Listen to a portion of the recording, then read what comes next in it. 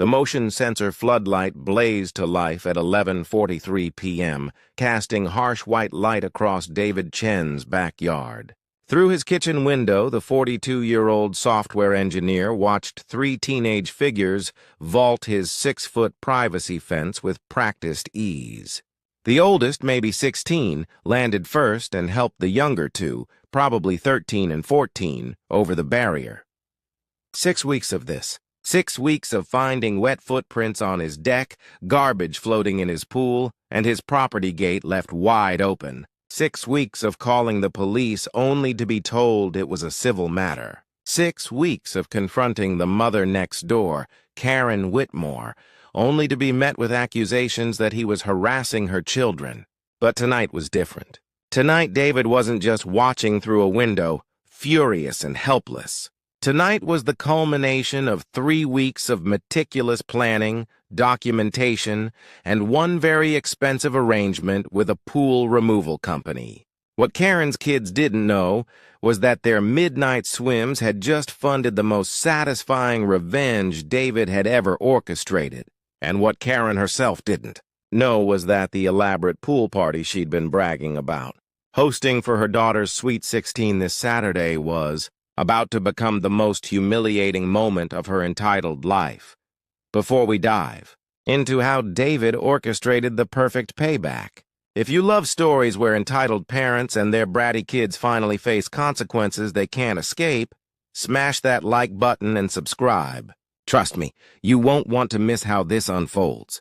Now, let's see exactly how one man's patience ran out and his creativity kicked in. This is a story in 3 parts. The violation that transformed a peaceful homeowner into a tactical mastermind. The confrontation where a smug family realized they'd pushed the wrong person too far.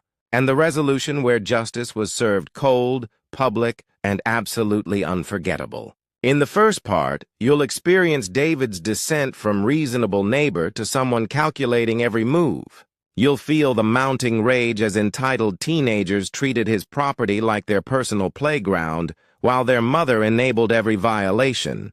You'll witness the breaking point that changed everything, not just another trespassing incident, but the destruction of something irreplaceable that made David stop asking for help and start planning revenge. In the second part, you'll be there when David's trap springs shut. You'll see the moment Karen's carefully constructed world of denial shatters as she realizes exactly how much evidence exists and precisely how powerful David's position has become. The ultimatum he delivers will leave you breathless. And in the final part, you'll watch karma unfold in real time. The morning of Karen's daughter's Sweet 16 party, when guests are scheduled to arrive, when Karen has spent thousands on decorations and catering, when her entire social circle is watching. That's when David strikes. The fallout is more devastating than anyone could have imagined, and the lesson more permanent than any police report could have delivered. Here's exactly how it happened. David Chen had lived at 847 Maple Ridge Drive for 7 years, ever since his promotion to senior systems architect had finally made home ownership possible. The house was his sanctuary after 12-hour days debugging enterprise software. A peaceful half-acre with mature oak trees and the crown jewel. A saltwater pool he'd installed 3 years ago after his divorce was finalized. Swimming laps at dawn became his meditation, his therapy, his one perfect moment before the chaos of video calls and deadlines consumed his day. He lived alone, kept to himself, maintained his property impeccably. The kind of neighbor who waved politely, kept his music low, and never complained about anything. David was 42, soft-spoken, conflict-averse to a fault. The type who'd rather absorb small injustices than make waves. That personality trait, he'd later realize, was exactly what made the Whitmores think they could walk all over him. The trouble started in mid-July, when Karen Whitmore and her 3 teenagers moved into the rental house next door. David first noticed something was wrong on a Tuesday morning when he found his pool gate hanging open and a trail of wet footprints leading back toward the fence line.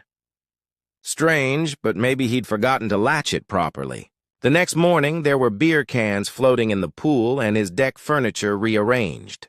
His stomach dropped. Someone had been in his yard. He installed a simple security camera that weekend, just a basic model pointed at the pool area. When he reviewed the footage, his hands shook with disbelief.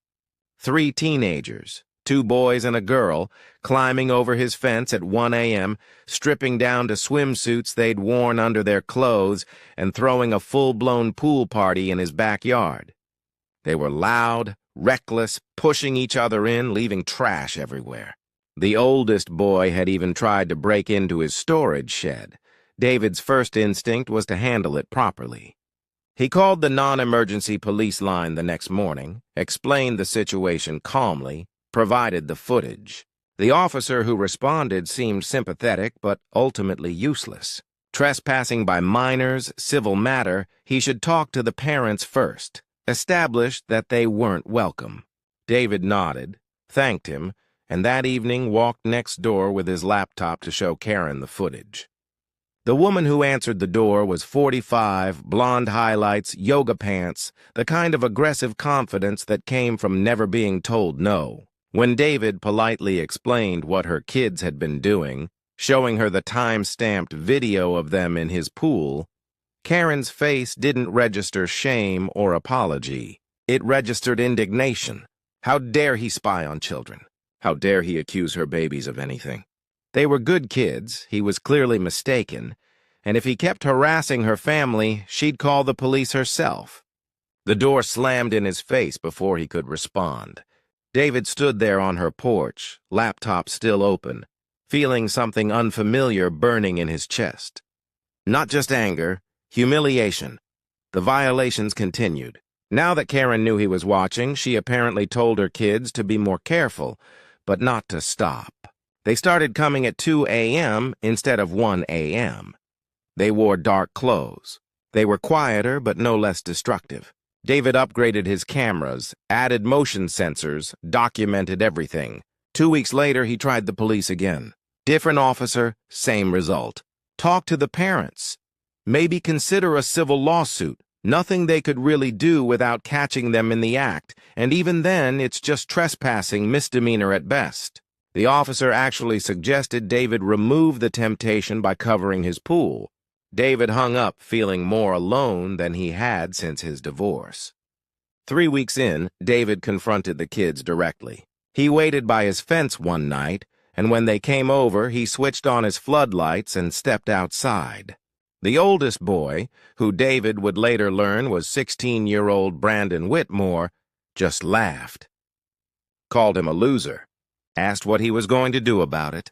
The younger kids giggled. They knew he couldn't touch them, knew their mother would protect them, knew the police didn't care. As they climbed back over his fence, Brandon shouted that maybe David should move if he didn't like sharing. The words hit like a physical blow. David went inside, locked the door, and for the first time in his adult life, seriously considered whether trying to do the right thing was worth it anymore. Then came the breaking point. 4 weeks into the nightmare, David had to fly to San Francisco for a 3-day conference. He asked his elderly neighbor, Mrs. Rodriguez, on the other side to keep an eye on things, gave her his number, told her about the trespassing issues. When he landed back at the airport Sunday night, he had 17 missed calls from her. His heart hammered as he called back. Mrs. Rodriguez's voice shook as she told him what happened. Friday night, Karen's kids hadn't just used the pool. They'd invited friends. A dozen teenagers, music blasting until 3 a.m., and when Mrs. Rodriguez had called the police herself, the kids had scattered before they arrived. But that wasn't the worst part. David's dog, Bailey, a 12-year-old golden retriever who'd been his companion through the divorce, had been staying in the house with a pet door to the backyard. Bailey was deaf now, nearly blind, the gentlest soul who'd ever lived. She'd apparently wandered outside during the party, and the teenagers had thought it was hilarious to push her into the pool. Mrs. Rodriguez had heard the splashing, the laughter, Bailey's panicked swimming. By the time the old woman had climbed the fence herself to help, Bailey had made it to the steps, but the trauma was done. David drove straight to Mrs. Rodriguez's house. Bailey was there, wrapped in towels, still shaking. The vet bill from the emergency visit was $340 for aspiration pneumonia. The dog he'd had for 12 years, who'd slept at the foot of his bed through every lonely night after his marriage ended, was now terrified of the backyard she'd loved. David sat on Mrs. Rodriguez's floor, holding Bailey while she trembled, and something fundamental cracked inside him. He was done asking for help, done expecting the system to work, done being the reasonable one. That night, David Chen stopped being a victim and became something else entirely. Something patient, something calculating, something that would make the Whitmores wish they'd never heard his name. He spent the next 3 weeks learning everything about his neighbors, and by the time he was finished, he knew more about their lives than they knew themselves. If Karen wanted to play games, David would show her what a systems architect with unlimited time and zero remaining patience could accomplish. And on Thursday, August 15th, with Karen's daughter's Sweet 16 pool party scheduled for Saturday the 17th, everything was finally ready. The trap didn't spring at night. David had learned that approaching the Whitmores in darkness gave them deniability, let them play victim, allowed Karen to clutch pearls about threatening behavior. No, this confrontation would happen in broad daylight, with witnesses, with no room for misinterpretation. Friday morning at 9 a.m., David knocked on Karen's door. She answered with her usual expression of contempt, already opening her mouth to tell him off, but David spoke first. His voice was calm, almost pleasant. He handed her a manila folder and said they needed to talk about her children's trespassing, her liability exposure, and the choice she had to make in the next 60 seconds. Karen started to close the door. David added that if she did, the police, her landlord, and her employer would all be receiving copies of the folder's contents within the hour, and her daughter's party tomorrow would become the most memorable event of the year, though not in the way she'd planned. Karen's hand froze on the door. She looked at the folder like it might bite her. David smiled and asked if they could speak inside. Sitting at Karen's kitchen table, David opened the folder and began laying out photographs. Each one was time-stamped, dated, crystal clear from his upgraded 4K security cameras. Karen's 3 children scaling his fence on 17 separate occasions over 6 weeks. Close-ups of their faces utterly identifiable. The party where they'd pushed Bailey into the pool, including clear shots of each teenager's face as they laughed. Karen's face went from red to white. David wasn't finished. He pulled out the second section, a complete dossier on each child. Brandon Michael Whitmore, age 16, junior at Riverside High School where he played varsity baseball and had just been nominated for homecoming court. David had his school records. Knew Brandon had a scholarship interview with State University in 3 weeks. Melissa Ann Whitmore, age 14, freshman at the same school, member of the debate team and student council. David knew she'd just been accepted into the gifted program that would appear on her high school transcript. Connor James Whitmore, age 13, 8th grader at Maple Ridge Middle School, soccer team captain. David listed their teachers' names, their coaches, their extracurricular schedules. He mentioned that Brandon's baseball coach, Frank Morrison, was particularly strict about character issues and had dismissed players for less than criminal trespassing. Karen's mouth opened and closed silently. David continued as if reciting a grocery list. He knew Karen worked as a regional sales manager for a pharmaceutical company. He had her supervisor's name and direct email.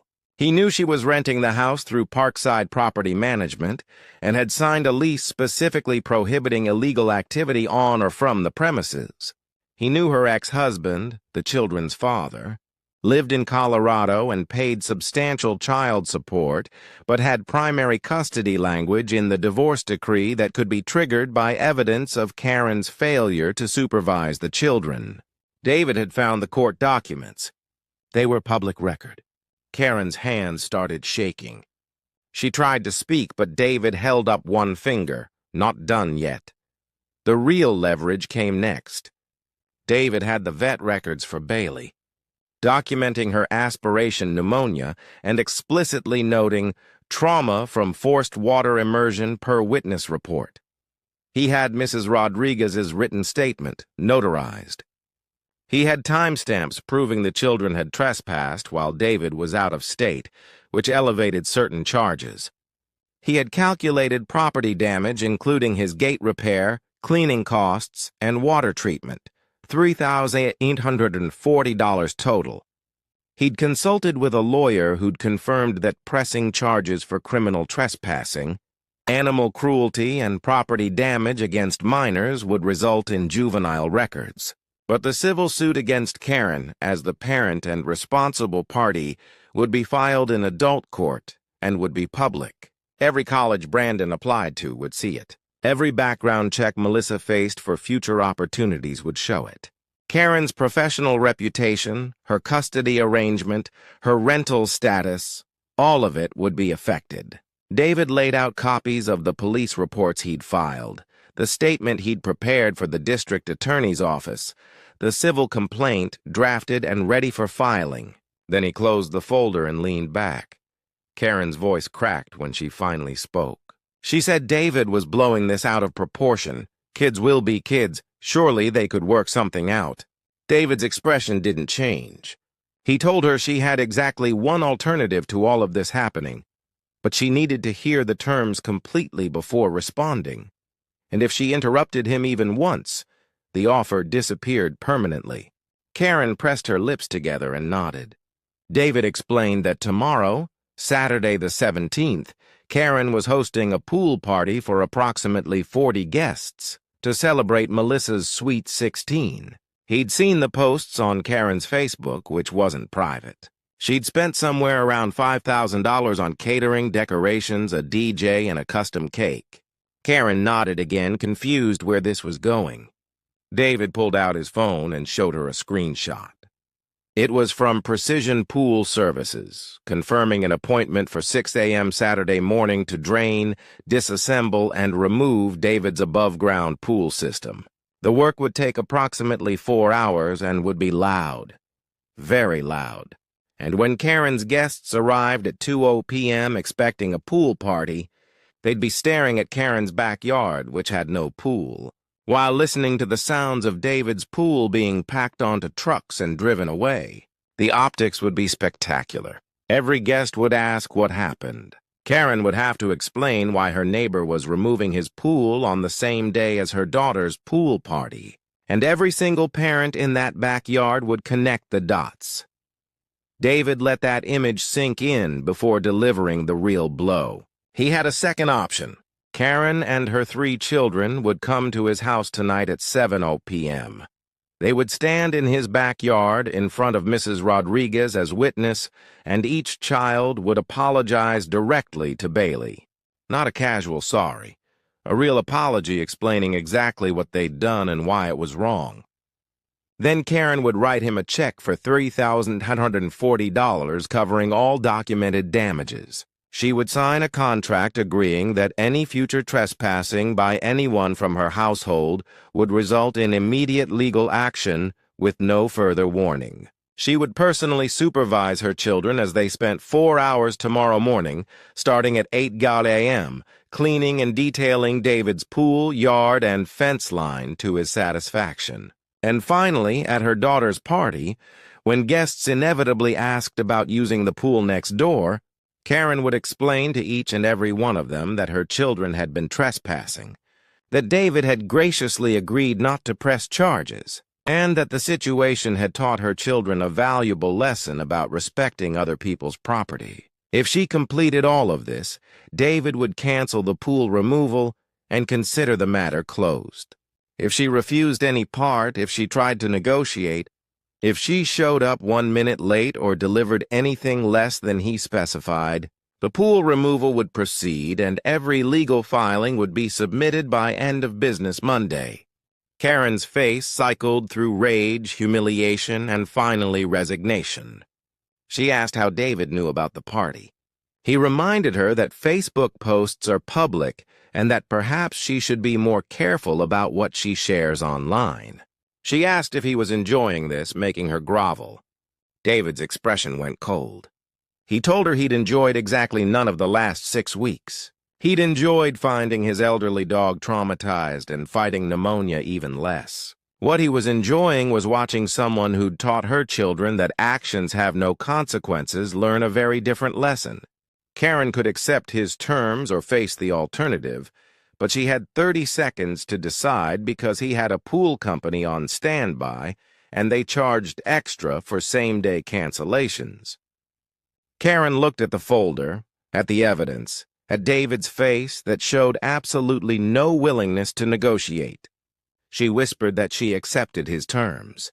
David stood, collected his folder except for one copy of the terms he left on her table, and told her he'd see her family at 7 p.m. sharp. As he walked out, he heard something that might have been a sob from inside. He felt nothing but satisfaction. Karen Whitmore had spent 6 weeks teaching her children that the world would always bend to their will.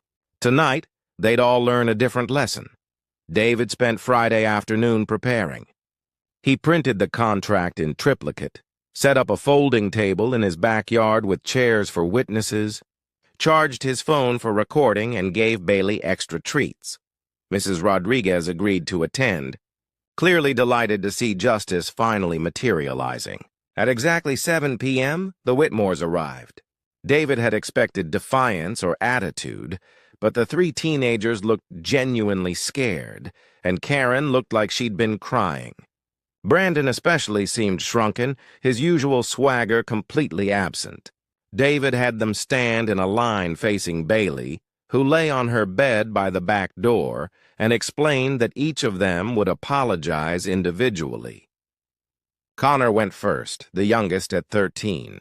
His voice shook as he said he was sorry for pushing Bailey in the pool, that he didn't think about how scary it would be for her, that he understood she was old and could have been really hurt. He was clearly reading from something his mother had helped him prepare, but genuine tears ran down his face. Melissa went next, her apology more articulate but equally sincere, mentioning that she had a dog at her dad's house and would be devastated if someone hurt him. She asked if Bailey was okay now, and when David said she was recovering but still afraid of the backyard, Melissa's composure cracked. Brandon's apology was different. The 16-year-old looked directly at David and said he was sorry not just for the pool incident, but for all of it. For trespassing, for mocking David when confronted, for thinking it was funny to make someone's life miserable. He said he'd been stupid, selfish, and cruel, and that he understood now that David could have destroyed his future with a single phone call, but chose to give him a chance instead. Brandon's voice was steady, but his hands trembled. He asked if there was any way he could ever make it actually right, beyond just the cleaning tomorrow. David considered this. After a long moment, he said that if Brandon wanted to truly make amends, he could spend 1 hour every Saturday for the next month helping Mrs. Rodriguez with her yard work, which had become difficult for her. Brandon agreed immediately. Karen then stepped forward, checkbook already open, and wrote out the full amount with shaking hands. She signed the contract without reading it again, clearly just wanting this over with. David reviewed everything, had Mrs. Rodriguez sign as witness, and told them to arrive tomorrow at 8 a.m. ready to work. As they turned to leave, Brandon turned back and said something unexpected. He said his mom had taught them that people like David wouldn't fight back, that quiet people were weak. He said he'd learned that quiet people aren't weak. They're just patient, and patience, he'd discovered, was the most dangerous thing of all. Saturday morning arrived with crystalline August sunshine. At 7:55 a.m., David watched through his window as the Whitmore children trudged across the lawn, dressed in old clothes and looking resigned to their fate. Karen followed, her face a mask of controlled humiliation. David met them at the pool with a handwritten list of tasks. Skim the entire surface, scrub the water line, clean all deck furniture, wash the fence, organize the storage shed they'd tried to break into, pull weeds along the fence line. He told them they had until noon and that he'd inspect everything before they left. For the first hour, the kids worked in silence, exhausting and thorough. Karen supervised without speaking, occasionally helping when they struggled. David watched from his deck, sipping coffee, initially satisfied by the simple justice of seeing them sweat. But around 9:30 a.m., something unexpected happened. Karen's friend Trish, who lived 3 houses down, came walking up the driveway unannounced. She called out brightly, asking if they needed help setting up for the party since she'd arrived early. Karen's face drained of color. Trish took in the scene. Karen and her 3 children scrubbing someone else's pool, looking exhausted and miserable. The question hung in the air. David stayed quiet, letting Karen navigate this herself per their agreement. Karen's voice was barely audible as she explained that there had been an issue. Her kids had been using David's pool without permission, and they were making it right. Trish's expression shifted from confusion to shocked understanding. She looked at the teenagers with new eyes, looked at Karen with something like disappointment, and said she'd see them later at the party. As she walked away, David heard her already pulling out her phone. The story would be all over the neighborhood by noon. Karen caught David watching, and her expression twisted with rage, but she said nothing. She couldn't. The contract required her compliance, and David had recordings of everything. By 11:30, the work was done. David inspected meticulously, found a few spots on the fence that needed re-cleaning, and made Brandon redo them.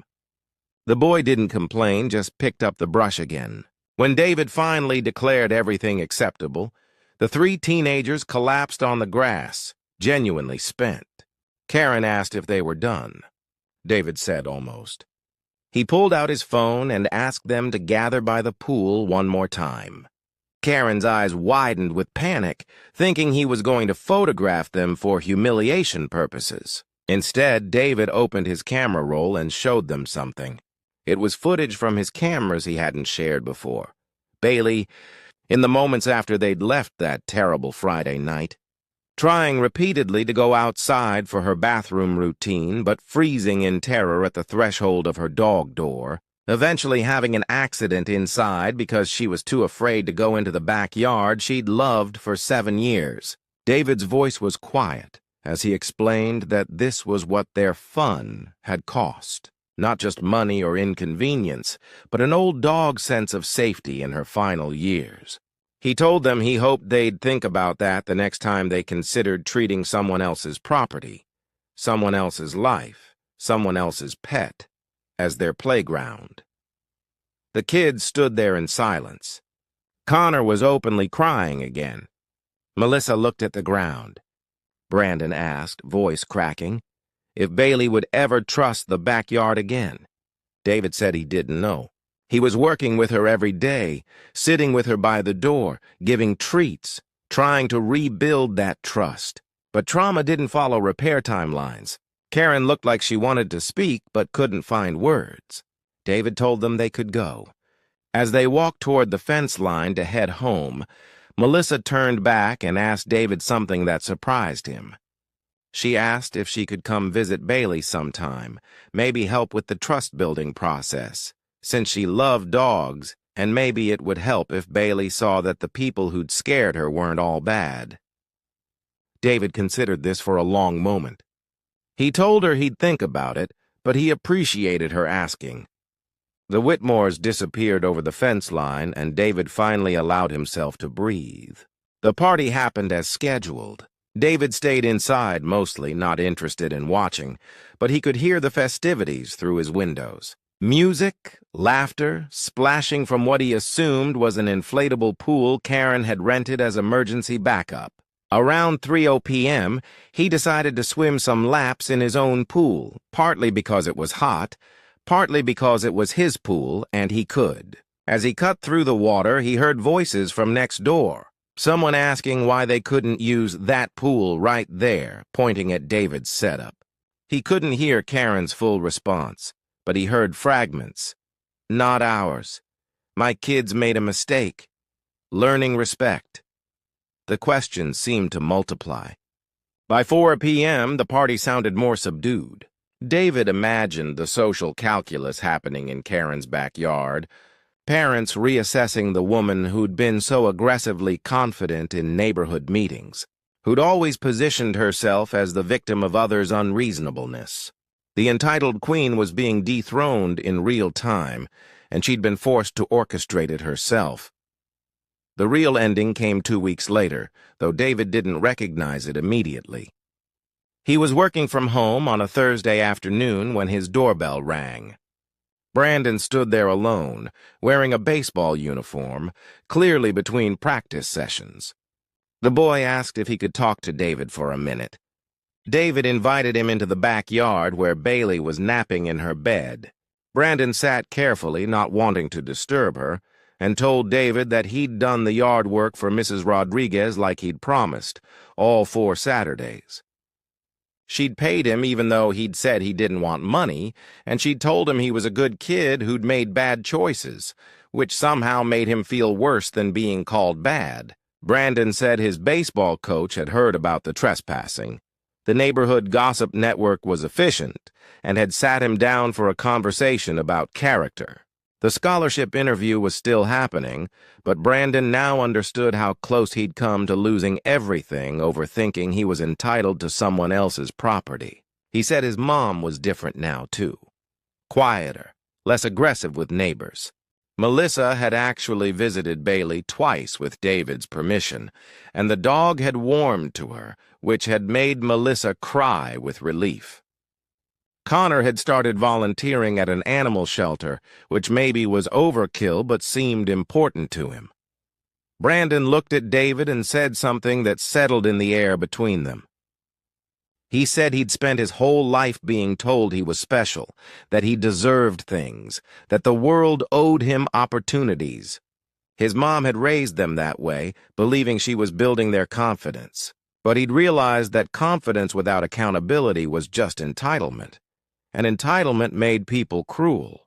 He said David could have destroyed him, his family, his future, and instead had given him a chance to learn the lesson properly. He wanted David to know that he'd learned it, that he'd carry it forever, that he was sorry, actually and truly sorry, in a way that went beyond words. David looked at this 16-year-old who'd once mocked him as a loser, who'd trespassed 17 times, who'd laughed while pushing an elderly dog into water. He saw something different now. Not a good kid gone bad, but a kid who'd never been taught the right lessons, finally learning them the hard way.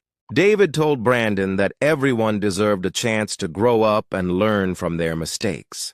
He said he hoped Brandon would remember this feeling the next time he saw someone being treated like their property, their peace, or their life didn't matter.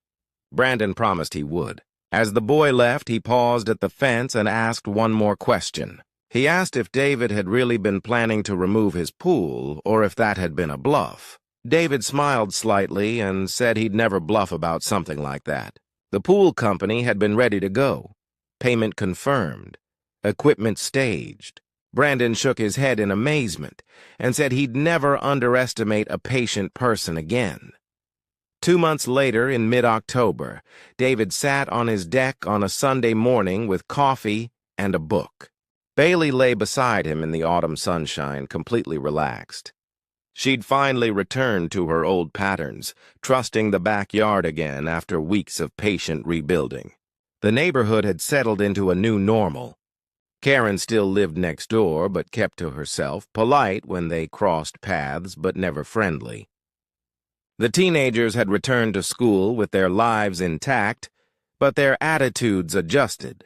David had heard through Mrs. Rodriguez that Karen's daughter's Sweet 16 party had become legendary in the neighborhood, but not for the reasons Karen had hoped. It was the party where everyone learned that entitled behavior had consequences, that quiet neighbors might be the most dangerous ones to cross, and that justice didn't always come from police or courts. Sometimes it came from someone who'd been pushed too far and decided to push back with precision instead of rage.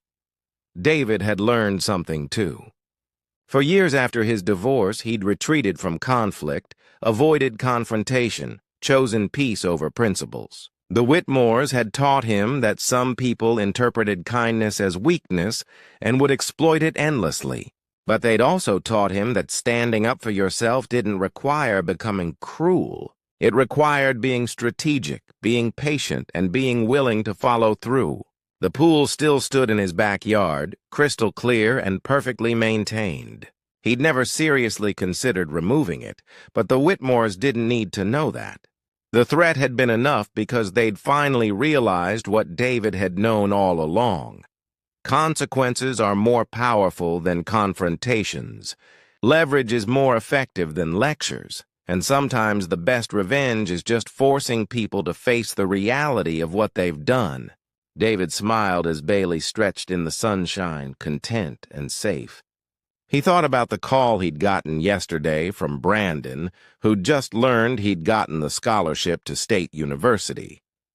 The boy had wanted David to be among the first to know, said it wouldn't have happened if David had followed through with the charges. David had congratulated him and meant it. Justice wasn't about destruction. It was about correction. And as David sat there in the peaceful morning, his dog beside him and his property respected, he knew he'd delivered it perfectly.